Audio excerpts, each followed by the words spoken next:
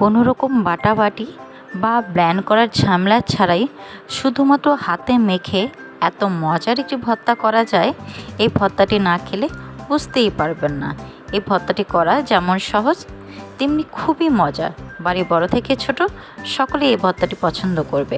Hello everyone, আসসালামু আলাইকুম। আমি সামিয়া চলে এসেছি চিংড়ি মাছ ও আলু দিয়ে দারুণ মজার একটি ভর্তা রেসিপি নিয়ে।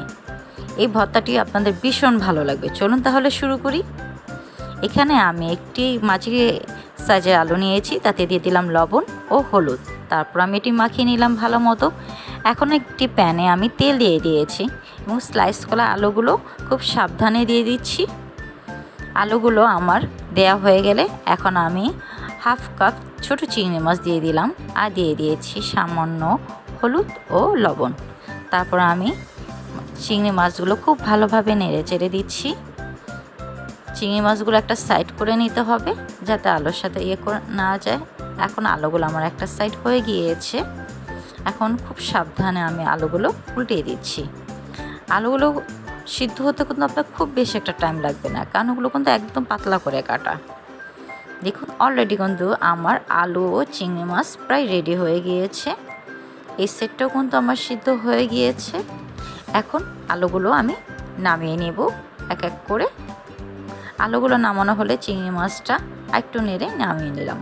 এই পর্যায়ে আমি সামান্য পেঁয়াজ কুচি দিয়ে দিলাম হাফ রসুন কুচি আর দিয়ে দিয়েছি 4টা কাঁচামরিচ।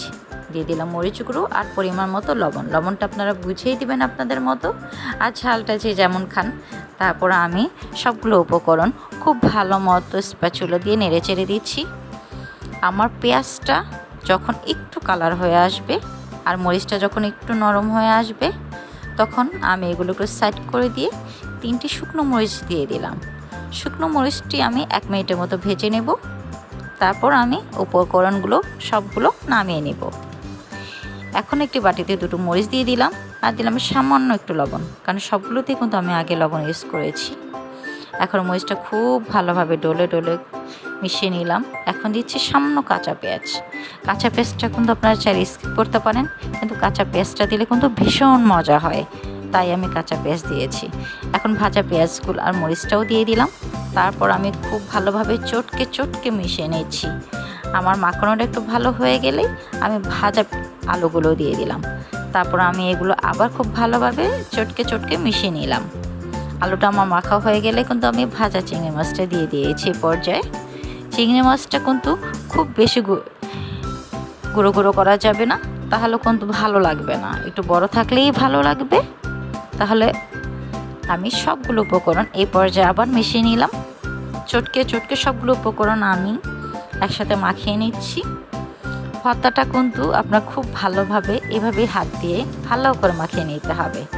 এই পর্যায়ে আমি দিয়ে দিচ্ছি কেটে রাখা ধনেপাতা দিয়ে আবার একটু মাখিয়ে নিচ্ছি। আমার ভর্তা কিন্তু অলরেডি কমপ্লিট খাওয়ার জন্য। দেখুন এই পর্যায়ে আমি একটু গরম ভাতের সাথে খেয়ে নিচ্ছি। আমি আর লোভ সামলাতে পারলাম না, তাই খাওয়ার জন্য আমি রেডি হয়ে গেলাম। কি যে মজা, এই ভর্তাটা না খেলে বুঝতেই পারবেন না। আপনি নিমিষে 1 প্লেট ভাত খেয়ে ফেলতে পারবেন। রেসিপিটি ভালো লাগলে চ্যানেলটি সাবস্ক্রাইব করে রাখার অনুরোধ রইল। একটি কথা, খাবার অপচয় করবেন না। আল্লাহ হাফেজ, বাই বাই, টাটা।